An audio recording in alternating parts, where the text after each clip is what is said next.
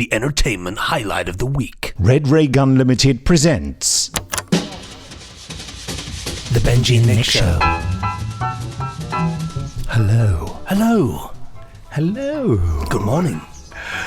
Good day. Good night. Good afternoon. Good heavens. Good weather. Good gravy. Good bird song. Good barbecue. Goodbye. Goodmans. Goodness. Haha, Loch Ness.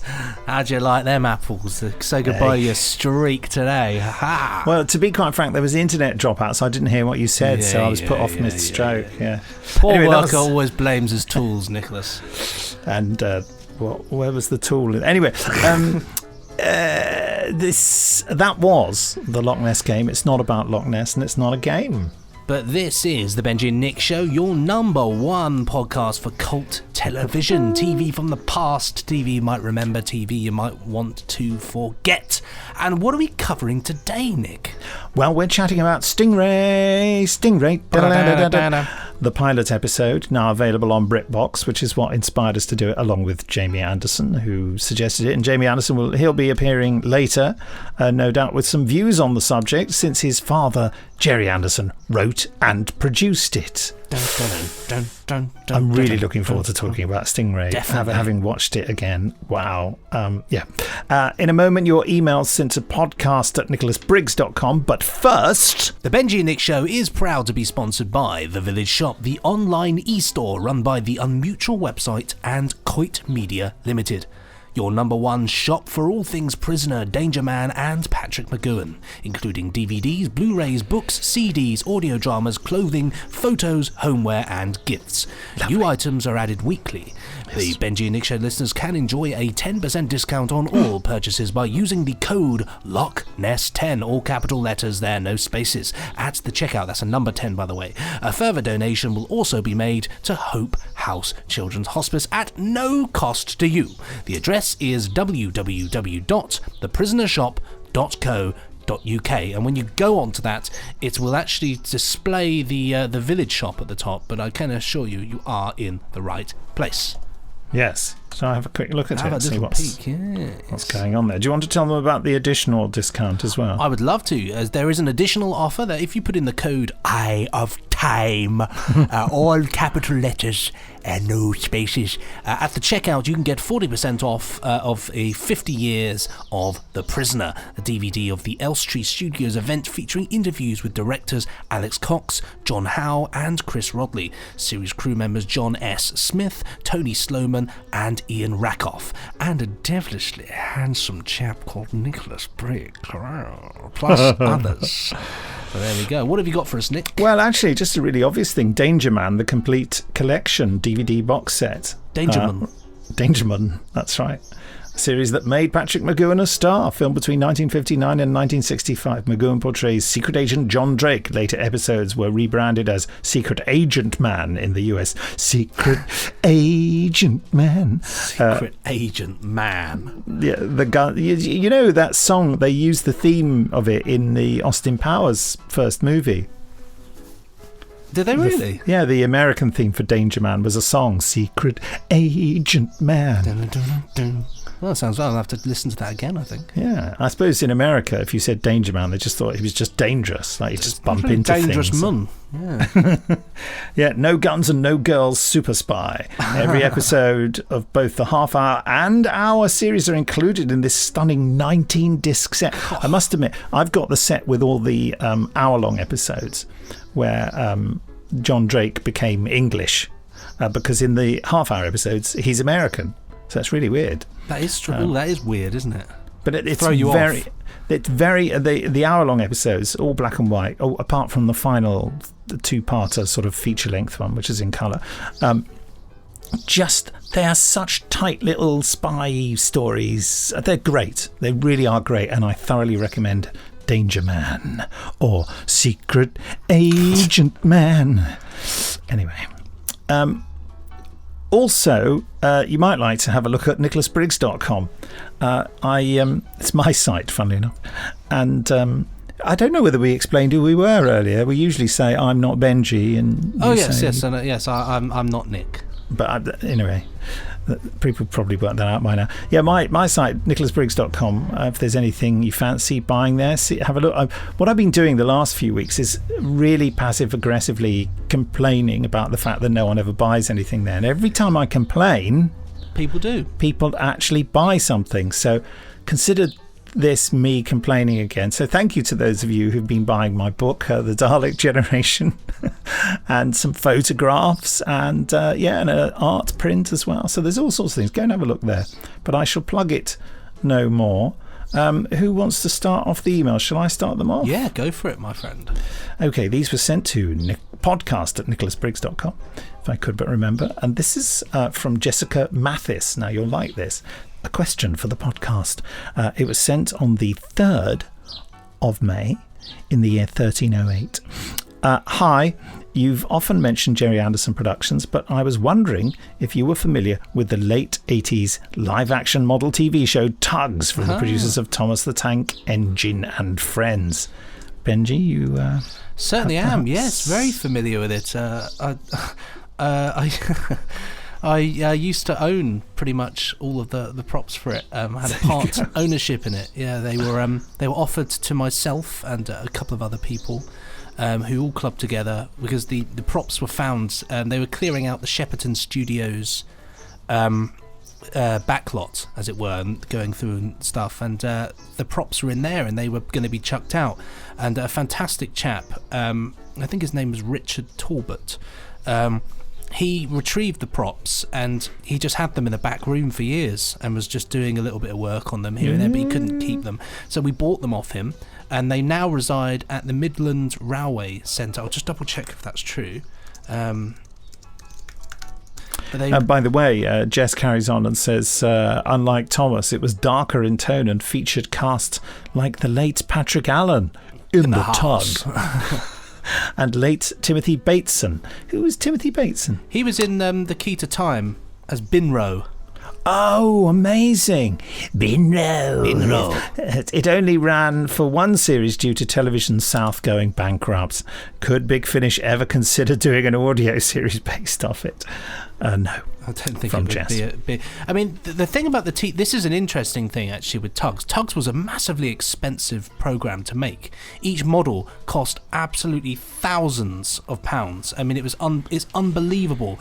I mean, unprecedented. It really was. It was unprecedented for the time that the show was so expensive, and part of the reason why TVS went bankrupt, but they were planning on doing a second series. But Did they go bankrupt because of the Tugs? They were going bankrupt anyway, but certainly I don't think Tugs helped because it was made at Shepperton Studios in the tank at Shepperton, which is in demand for loads of films. But yeah, I'm very privileged to kind of. I've had the most wonderful time with that. You've fondled the Tugs. I've fondled the Tugs, but I've met loads of cast members. I've got copies of things which have never been released. Which I digitised from old pneumatic tapes. Wow. And things Did you meet Patrick Allen in the house? Patrick Allen was dead by the time this was happening. At the time you met him. But I can say something interesting, that before they got Patrick Allen in, they actually had Brian Blessed doing the voice. And I've got a copy of it. Yeah, I've got a copy of Brian Blessed doing the narration, and it's a completely different. Yes, it must be. It really is. Well, Patrick Allen did. His was the opening was the tugboat for its size is the most powerful craft afloat, and it's ever so matter of fact. But then you get Brian Blessed. It is that. It's literally that. It's ridiculous. So you think, no, I can see why this didn't continue. But yes, so in answer to the question, I'm well aware, and if you want to see the models, you can. They're based at the Midland Railway Centre in Butterley in the Midlands, and you can see the vast majority of the Tugs in all of their glory. So there we go. Well, I imagine that'll be open again after the pandemic has faded, so who knows when. Jessica, there you go. How about that? What's the next email? So the next one here is says the subject is, what on earth is the Master up to? This is from Christopher Gerard, and it was sent on the 5th of the 5th 2020 in the year of our Lord 1440. What a year, right in the Middle Ages, that one. Dear Benji and Nick, loving your commentary for Planet of the Daleks. I'd like to hear your positive comments on stories that I loved as a child that maybe aren't held in the highest regard. I remember adoring Planet Although Yes. I have a feeling that this was partly influenced by the VHS of it coming in a very nice metal tin. I remember that tin well, yes. My question for today is regarding time flight. Oh, God. I have been thinking for days now about the Master disguising himself as Khaled, Yes. and it makes absolutely no sense to me. No, it doesn't. It's ridiculous, isn't it? Has he been dressed up like that for weeks? Is it just for the Doctor's benefit? Was he a real person who the Master disguised himself as, or did the Master make him up entirely? What does the Master get out of this very weird role, considering that Khaled seems a bit dodgy on the racism front? Oh, yes. You'd hope that there would be some good reason behind him, but I'm lost. Do you have any ideas? Well, you've put your finger right on it, Chris. It's just a bad piece of writing, a bad piece of thinking. It is just rubbish, in my opinion. But also, if you I don't want to be too damning, but it's rubbish. But if you met him as well, you think, oh, he's a bit of a weirdo. Because he's talking. He's got a very... I can't even remember the voice he was doing. But it was a... Yeah, It's a bit racist, basically. It's the voice he's doing. completely Yes. racist, isn't it, Yes. really? It's That's why I only approximated it, so I didn't veer into the racism zone. It's a dementedly terrible idea, isn't it? It was probably Yes. a bunch of people around a table. So yeah, maybe you could be disguised. Yeah, that'd be good. That was as far as the conversation went. Well, that would be John Nathan Turner, really, who in many ways was a fine human being, I believe. It says here somewhere. Hold on. Oh, yeah, there, just there. But I think it's fair to say that John Nathan Turner, when it came to story structure and believability of script, did not have a Scooby-Doo. That's my considered opinion. I'm sorry if that's offensive to many people. He did such good work keeping the show going. Yeah, I mean, really. He was a fantastic ambassador of the show, I think. I mean, He certainly got to go on a lot of trips. Yeah, well, because quite, of it. Well, quite, and have a lot of great parties. A lot of drink and cigarettes. But yeah, it's one of those things. It's a very I just different remember show. John used to carry around about 3 packets of cigarettes with him in his hand, because he used to smoke so much. Well, And so I'll he'd be never lighting forget one cigarette from the last one and all that kind of nonsense. proper chain smoker. Proper chain smoking. Well, I'll never forget when I saw a picture of the key to time prop, and I remember thinking, God, I don't remember it being that colour, sort of orangey colour. And it turns out that it was originally transparent, but it used to sit in JNT's office, and because of all the smoking, it was just dyed this horrible orange colour. Oh my goodness. So yeah, that was. That said, I have to say that I sound like I'm being really horrid about him, and I have just been really horrid about him. And as I say, I don't want to offend anyone. He was always lovely to me. I always got on with him, and he was always very pleasant and very generous and kind, and you know what I mean. So can't be. I think I'm just of that age that I'm a bit down on some of the decisions that were made. I think his best years were arguably his last years on the show. I think it was just going in the right direction with the McCoy stuff. It was really starting to amp up. Well, he had a script editor in Andrew Cartmile who had a vision, who had a particular plan, and I think before that he hadn't really had that. Again, see, I'm being damning about people, but I just don't think there was a good or coherent plan with his previous script editors. But again, that's just my horribly biased opinion. Well, there we go. But it's always good to talk about JNT, though, and it's always a pleasure to see the JNT bus in Brighton, when you can see his name on the side of it driving around, which is quite nice. Is there really? Yeah, there's a bus named after him in Brighton. Which is really nice. So I always get a little thrill when I see the JNT bus. Carrying on with the email here, it says, looking forward to hearing your thoughts about Stingray. Another childhood favourite. I had a model of it that fired little torpedoes, if I remember rightly. Great stuff. Jealous. All the best, Chris Gerard. I wish I'd had that one. I did have a couple of Stingray models, but not one that was that good. The next subject is Dark Side of the Sun, and it's from Mark Perkins again, who we keep reading out his emails because they're too good. Hello, Podstars. Like it. Have you given any pod time to a TV serial entitled Dark Side of the Sun?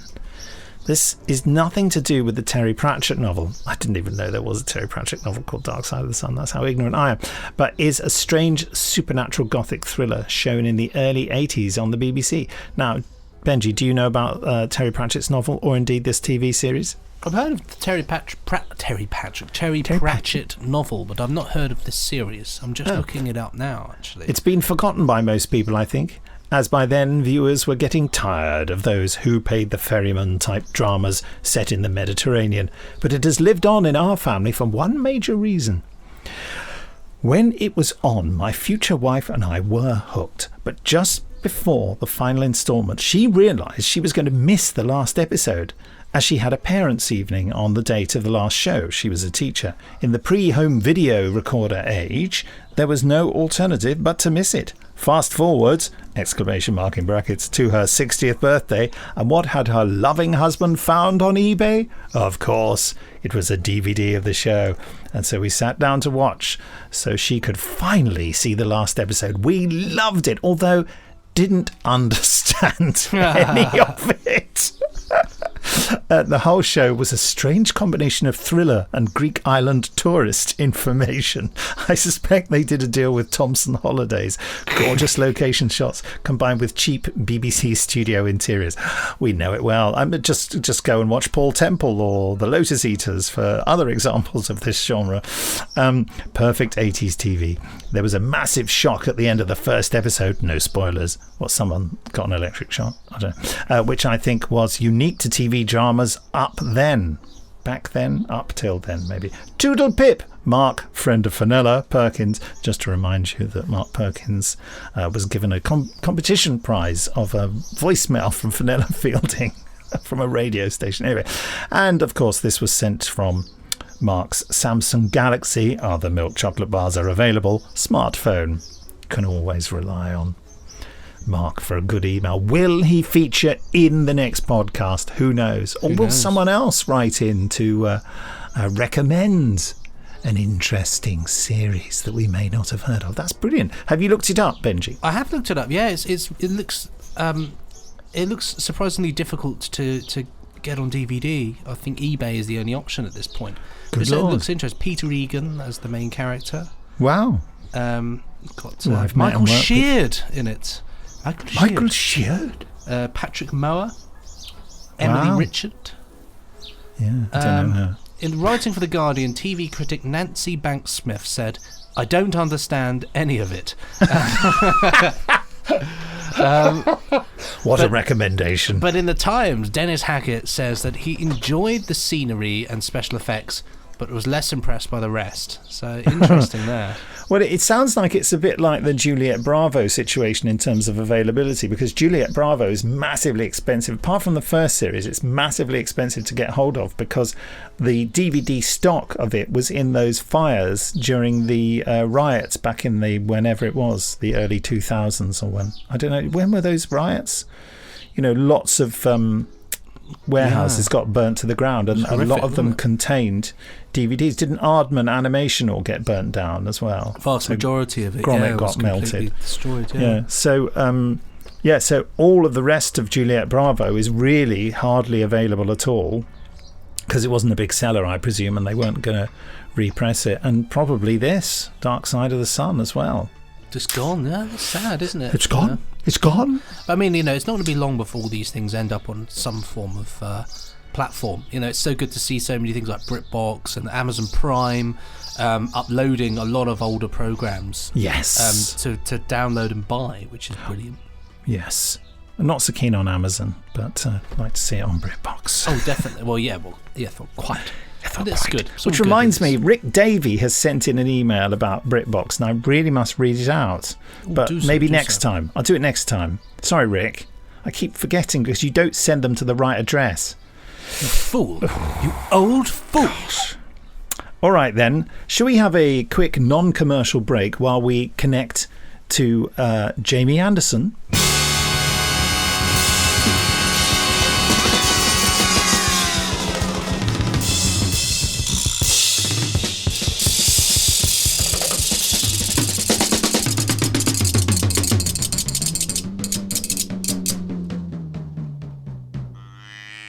So, hello, Jamie. Welcome. Hello, Terranians. How are you? Mighty Titan. We are, of course, going to be talking. How somebody... did they do the aquaphibian voices? Well, there's somebody blowing into fluid to make the bubble track, and then I don't know if they had a bit of a gargle going on. But I was in fact I was just rewatching the last bit because I hadn't got there yesterday, and there's a bit where one of the aquaphibians talks and they'd forgotten to put the bubble track on, but they just thought, oh no, I wouldn't worry about that. So it's speaking gibberish anyway. No worries. Television for you. Well, I'd first like to say, Benji, I would like to say what an amazing suggestion it was for you for us to watch the pilot episode of Stingray, because I lay my cards right on the table now.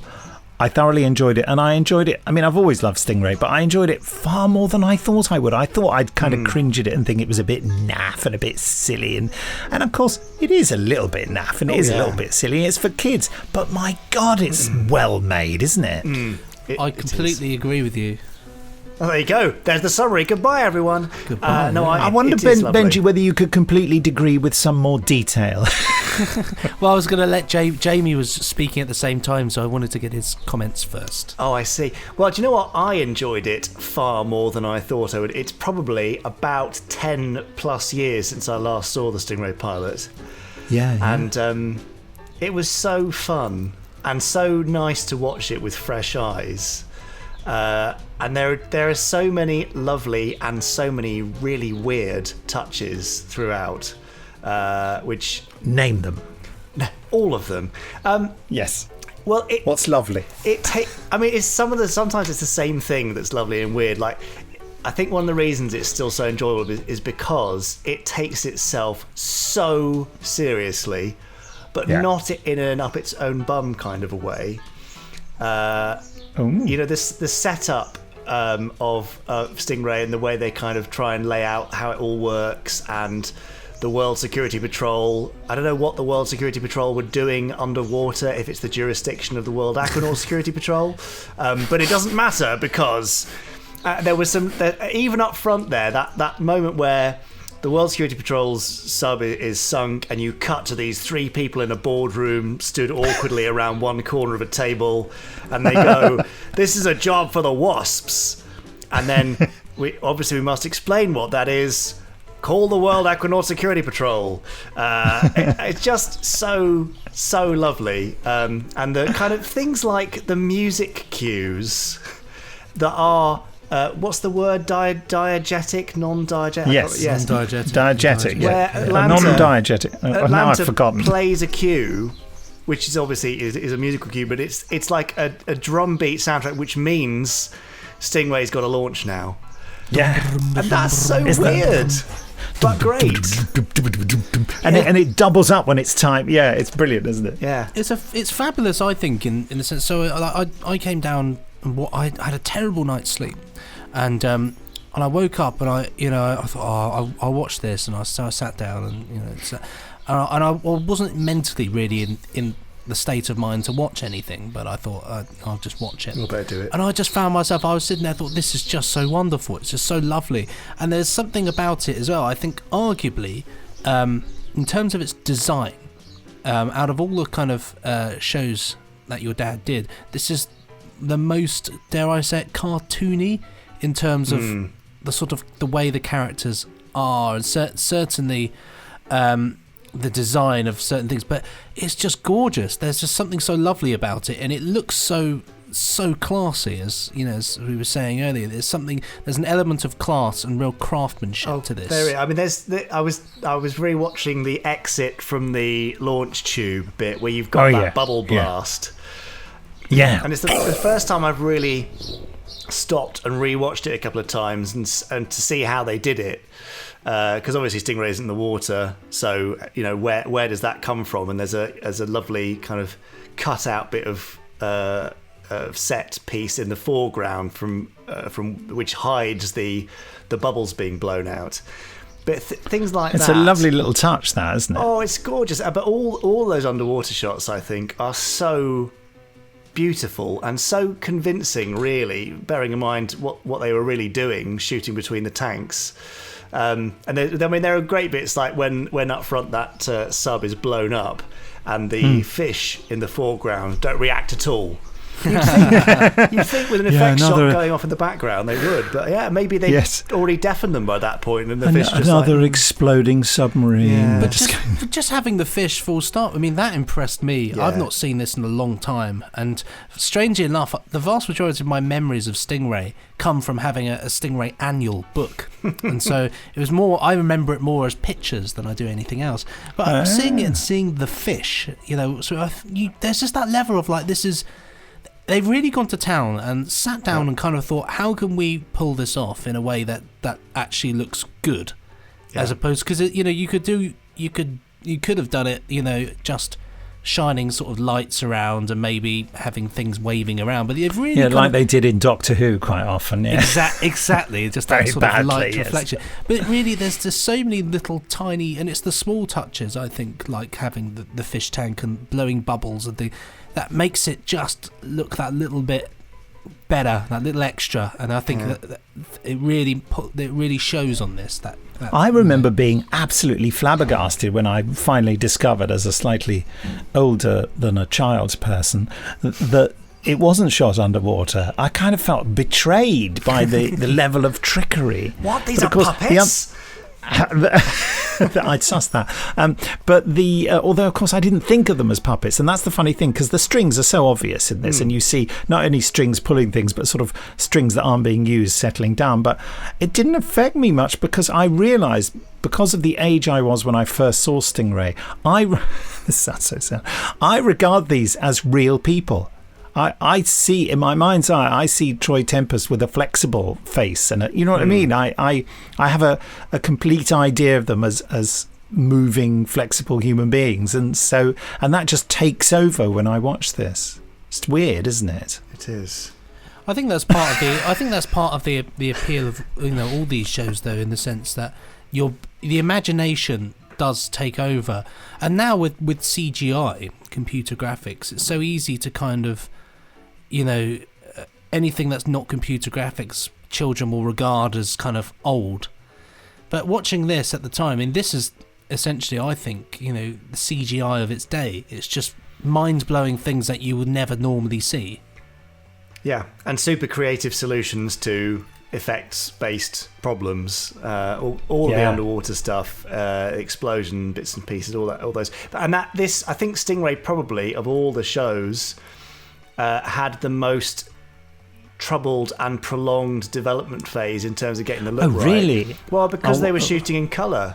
So of course, the team went over to the States to learn about how to use Eastman colour or whatever it was, and got some tips, came back, told everyone what to do, then they shot some material, I don't know how much, but several minutes of material, got it processed, and then went, this doesn't look right. And then they had to send the material, or maybe even go back to the States to get advice. And they were like, this you can't have all these crazy bright colours. You've got to mute it down.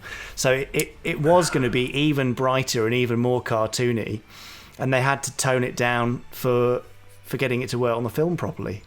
So somewhere there will be several minutes of this, footage of ridiculous, like, neon Stingray, essentially. Wow. But then you look at the color palette of the locations, and I think they kind of brought the reds down into kind of browns and oranges, and the blues are muted into pastel colors, and it's kind of setting the tone and the color for all the Century 21 stuff that followed. Yeah, and absolutely. that's almost like a constraint of the film and its ability to produce color, and what they learned on that show. But I was looking at X20's control panels and stuff, and his weird spinning spectrum wheel, and several of the banks of computers where they have, and it would be the equivalent of us having a 3 or 4 meter long worktop with 3 buttons on it. And it's just so lovely. It doesn't matter. It's brilliant. It's so cool. That is one of my favourite moments, the reveal of X20's secret controls. Yeah. The music in that is like music for the end of the world. It's Every brilliant. reveal is like this is the most evil thing you've ever seen, and it's just a control panel. Yeah. And this is a disaster, and it's just a dining table flipping down under and a control panel coming up. And Painted it's The sliding candle's up. staying in place. I love it. it is fantastic. The isn't it? music's gorgeous too. It just, What you were saying, I wanted to talk about the music in a minute. The business about the colour is interesting for me. 2 points I wanted to make. The way it starts in black and I white was and gonna then say goes that, to yeah. colour, like it's like, look, folks. yeah, I think they were just. But really the irony proud. is, we would have been watching it in black and white. I mean, Yeah. it was only, when it was first broadcast in the UK, it was just black. We were seeing it in black and white. There was no colour television. But presumably in the States, they had colour television earlier, didn't they? They did, and they just knew it was something that would be coming. I just don't think they thought it would take as long as it did to become standard in the UK. But what a lovely treat then for the first time you see it in colour, and you're thinking, oh yeah, it's standard Stingray. What? That transition yeah. moment is so cool. It's fun, isn't it? It really is. Also, I just want to remember there's on the wall in Central Control at Marineville. They've got these giant signs for things around Marineville, which all make sense. Elevator to launch bay and that kind of thing. And there's a giant sign in the background that says 24-hour clock. As in, The future is we've now. got what? A clock that displays 24 hours? I mean, that really is in the future. Wow. Yeah, All change. that was a very new thing to talk about. Yeah. The thing is, as well, and I suppose in a way, it's kind of with all the Century 21 things, there is that sort of element of the future, and it not seeming so distant and so contraire. You look at it, you think, yeah, I could see it. If you're in the 60s, you could say, oh, I could see things going this way. I could see, there being these. Because the wonderful thing about the design, and I always think of it like, in this, when you had the rockets going up and, there's the speakers, you do look at it and kind of think, yep, that we could see that in a couple of years. Of course, now we don't have it now, but at the time, there's something quite classy about that design, I think. Yeah. Well, we do The have elements 24-hour of it. clocks, so at least that came true. The future, really, yeah, it is now. My God, they predicted everything. So you mentioned the music earlier. I just wanted to go back and mention about the fish. We were talking about the fish and how wonderful it was. But of course, they are far too big, aren't they? A lot of the time. Some of those tiny little tiddlers are like the size of half a submarine. Yeah. Well, it's the depth, isn't it? You get unusually large fish down there. Well, thank God you explained all that. The music. I said to you, didn't I, Jamie, that I thought that the music was the star of the show. I mean, there's so many good things in it, but the music really paints the picture beautifully. Yeah, and there's lots of iconic Barry stuff there, which he develops and then reuses over and over. I think Stingray music makes its way into UFO in Space 1999 eventually because it's so effective. Yeah, but, all that dun dun dun. Yeah, all those Bit of dramatic heart. stabs. Yeah, but I mean, it's Benji, I'm sure you will absolutely appreciate the kind of the arrangement and the orchestration of the stuff that he does to get the kind of ethereal, water worldy, aquatic vibe going on without any kind of electronic sound effects. It's just purely down to his writing and the use of the instruments. And clever uses of layering instruments as well, and using things like reverbs and kind of delays and a lot of spring delay and in the spring reverbs and ways of mixing these sounds together to create. What are? Could you explain those for? Sorry, so back in the. They only use them in the spring. Yeah, there's only in the spring. So to get the echo effects, as it were, of say a large, vast space like a huge room, often and they still use it now. They use springs, and these springs were basically. I don't 100% know how it works, but basically the spring inside the cabinet, as it were, the sound will go through it, and it will work out a kind of strange. Twang from it. I've got, in fact, if I can move this microphone, I don't know how well it will pick this up. Let me just turn it up. I've got an amplifier here. Live if I demonstration. hit it, you might hear the spring inside it twang.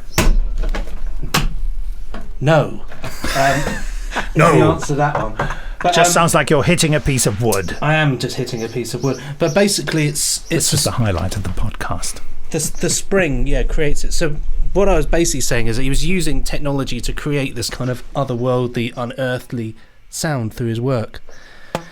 But he's great. The thing about Barry Gray, anyway, which I think I've mentioned on either on here before, but certainly on your podcast, Jamie, is I think the secret to the success of kind of what he did was he created larger than life sounds for a show made for puppets, and that's what sells it, and I think that really helps to sell the whole picture.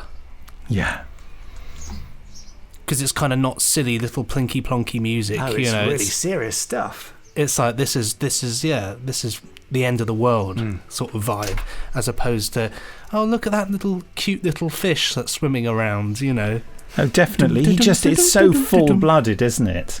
Oh, that's great. And who knew that would be the way to do it? And bizarrely, I would outrageously suggest that it doesn't work quite so well with live action. But I remember my brother, who's 9 years older than me, when UFO came on, he said, oh, this is great and everything, but it's got that bloody Thunderbirds music all over it, and it just doesn't seem realistic to me. I can't believe in it. I don't agree with that assessment, but I can see how it would cause problems.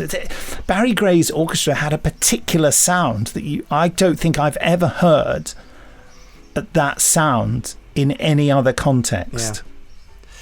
I think you're right. Completely unique voice in terms of, again, it's choice of instruments and use of them, I think, is a lot of it. And also his style. I think he derived a lot of his style from classical stuff, from Spanish music, and then these kind of epic, kind of symphonic mixes of sound. He was a really smart academic composer, but also had a sense for kind of really conveying story and location and emotion. I said to you, Nick, the music is like a character in its own right, and without it, you'd feel like something major had been lost from the series. I think as well, one of his main influences, I think as well, is he's actually got a really good grasp of popular music at the time. And I know obviously when you think of the 60s, you think of like the Beatles and things like that, but in terms of like the big band kind of funky swing stuff, was huge at the time. You'd hear that all over the radio, and he does manage to channel a kind of a bombastic quality to his music. There's always a level of a bit of swing to it. Yes, which helps it, because it's it gives an identity to what he's doing, as opposed to just being, because like some of the, you put on these old films and some of the music, I mean, one of the best examples I think of generic film music is actually, some people will shoot me down, but Dr. No. Apart from the James Bond theme in that, the score to that film is just so dull. It's not impressive at all, is it? No, it's quite a shock, actually. Yeah, it's just film music. It's just generic film music, and then suddenly you go to From Russia with Love, and it's like, oh, this has got an identity. This is they got the idea of what to do then. Yeah, absolutely. And that is the difference, isn't it? Is that Barry's stuff has got identity. That's exactly what I thought when I was probably a teenager, when they finally showed Dr. No on television for the first time. They made a huge fuss because it was the first time a Bond film had been on television. And I remember thinking, oh, God, this just feels like some rubbish old movie. I mean, that's unfair because there are loads of things that are brilliant about it. But having seen more recent ones at the time, like Live and Let Die and what have you, in the cinema, I was really quite shocked at the sort of paucity of style and of flair in Dr. No. And I thought, gosh, how did they ever make this a success? Well, you never know, and that's the thing. It's just bland. Whereas, with Barry's stuff, one of my fond memories of, being young is that opening sequence in Thunderbirds, where they kind of have the clips of what's going on and lots of explosions. This episode. This episode, the montage. That music is so exciting, and that feeling, it absolutely sort of encapsulates adrenaline. Dun, dun, dun, dun, dun, it's like bang. Adrenaline, that is the thing, isn't it? It's amazing, actually. I just want to mention the vast amount of sexism. You must have been watching some other show. And it all ends on Atlanta sort of basically looking at Marina and thinking, well, she's sexier than me. The tired old cliche. Agreeing, including her father. Yes, I mean, yeah, they're all basically, when Marina's introduced to them, the beautiful mute undersea woman, obviously every man's dream. And when she's introduced to them, they are all dumbfounded. They all kind of, it's like someone naked's walked into the room, isn't it? They all kind of go, you know. It's kind of... I love the idea as well that she's been employed to this extra top secret amazing she had no say in it. I said, "Do you want to join?" Yeah, she didn't say no, so fine. and that none of these other people know that. Oh, she's in, is she? You know, like, oh, you just got into this top secret meeting room of your love. But of course, everyone would know. Everyone at Marineville would know that there's something different about her because she doesn't have a sort of latch on her mouth because it doesn't have to open and shut. No, she hasn't got that crinkly bottom lip. Exactly. She doesn't have to talk. And she doesn't have to dress in a weird bronze tuxedo in the evening either. Why are they all wearing matching tuxedos at that meal? Isn't that weird? It's off-duty uniform. Yes. Maybe Commander Shaw wasn't anywhere near as extravagant in this as he is in later episodes, was he? He gets really crazy. He hit it a little bit towards the end when he was... he was telling Fisher to stop doing something. There was a moment where he was mocking somebody and he started to become a bit more like the Sam Shaw that we know from... look, he's on first name terms with him. Yeah, you know, me and Sam. Well, I was just thinking about all the ridiculous names, really. I mean... Commander Shaw. You don't watch it and think, oh, God, these terrible, punny surnames. But yeah, Commander Shaw, Lieutenant Fisher, Troy Tempest. I mean... Marina, what? It's just, but they don't take away from it. Yes, it's all. It just reminds me. I just saw the first episode of Catweasel again, and one of the characters' surnames is Woodyard because he works in a yard with wood. Nice. You know. Yeah, and Catweasel's real name is Time Travelling Man from the Past. You know, it doesn't get more bland than that. That's his hyphenated surname. Yeah, you know. Now, Jamie, I have to ask you: are there any relics from this show that still exist? How much in terms of props? Very little that I'm aware of. I've not seen, I don't think, a single puppet character. There's an aquamphibian body, I think, up at the Media Museum in I want to say Bradford or Nottingham. Yeah. Just the body though, and it's got a Fireball XL5 alien head attached from memory. And there's there's borderline racism, isn't there, with the aquamphibians and the way they speak? It's kind of like a very imperial idea of what funny foreigners sound like. They all go, oh, chugga lugga lugga. I thought I could hear Robert Easton doing one, and it sounded like David Graham. Yeah, but it sounded like he was speaking French to me. Obviously, cod French. Forgive the sea. Was David Graham doing one? I think he might have been. It's certainly the other one that wasn't Robert Easton sounded like David Graham. I mean. You'd ask David Graham, wouldn't you? I mean, if you could. Let's phone him now. The man, isn't he? Drop him an email. He's underwater. Yeah. You're hired. Oh, gosh. Yeah, it's all part of the strange magic that makes that show work, despite all of its oddities. So we're loving it. I'm giving it 5 out of 5. Yes, a 5. Yeah, no question about a 5 out of 5 for that one. Just great fun. Agreed. Done. And make sure you, I'll give it a plug for you, Jamie. Make sure you check out BritBox. There's loads of Jerry Anderson goodies on there. Yeah. You make it sound like I'm getting a commission, Benji. If only we were, but it's nice that it's there. Hopefully they'll fill it out eventually and make it the whole kind of one-stop shop for everything Anderson. Fingers crossed. Be good, wouldn't it? Yeah. Oh, it would be lovely. Are there any more behind-the-scenes things you can tell us about Stingray? Stingray? I mean, was there ever going to be a second series? Oh, I don't think so. I think this was very much in Lou's phase of kind of, we did all those series of Supercar. It got harder and harder to sell. So by Fireball XL5, it's like, right, get it done, move on to the next one. How many series of Supercar did they do? 3, I think. 3 Today, by 13. Supercar. Yes. Very strange Supercar. Also, I've noticed on BritBox, the cover image for Fireball XL5 does not feature Steve Zodiac. Is it just Professor Thingamy? But Matt Matic is the central character. The Space McGrath. My dad's favourite was always Fireball XL5. Great almost. closing theme. Great, just a great show. Great show. I wish I was a spaceman. Brilliant. It is a beauty. Don't know. I mean, Aquamarina is pretty decent though. That is isn't it? amazing. Aquamarina. Aquamarina actually brings tears to my eyes. Beautiful. It's beautiful. Not because she kicked me or anything, but because of the song, I mean. Oh well, I'll tell you what. If you can hang on for a second, maybe. Jamie will now do a live rendition of Aquamarina. It's not Barry Gray singing it, is it? No, you've heard that rude version, have you? No. What? What does he? I'm trying to think what he sings it as. Barry Gray sings a rude version of Aquamarina. He was such a nice old chap. Something without taking a breath.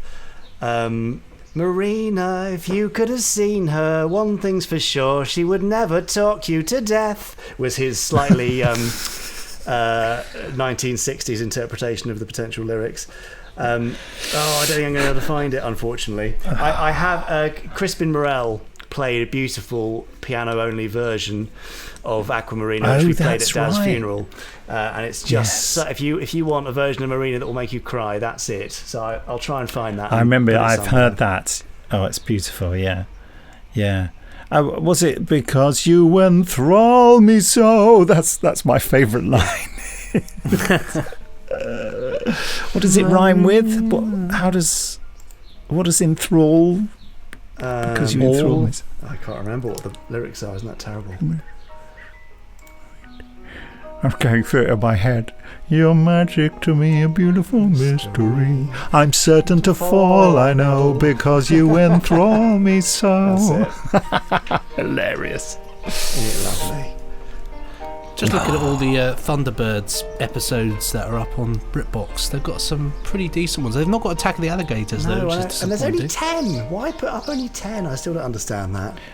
There must be some sort of rights and payment issue where they're hedging their bets to see what's popular, and if something's really popular, they'll just pay for the rights for a whole load of others to go on there. But it's an ITV-owned property.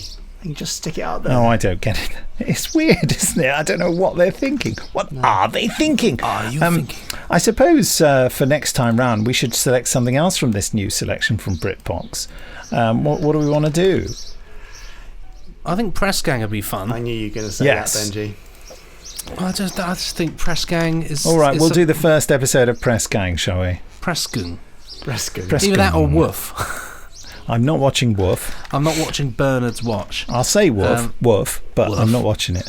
Here's another really weird oddity, just quickly, right? Bernard's Watch is on there, right? And interestingly enough, it was a series when I was a kid in the 90s. Jamie might remember it as well.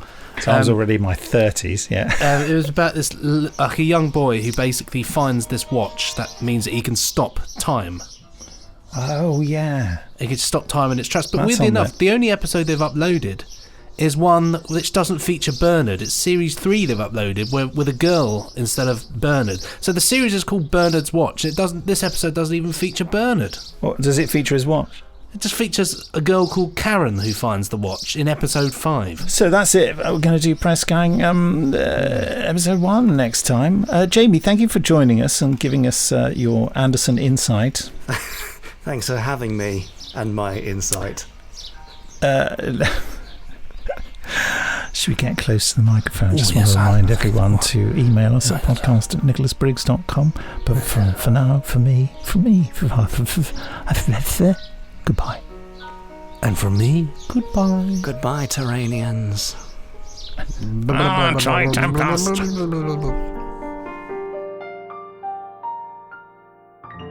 Pressing stop now. Ka-chunk.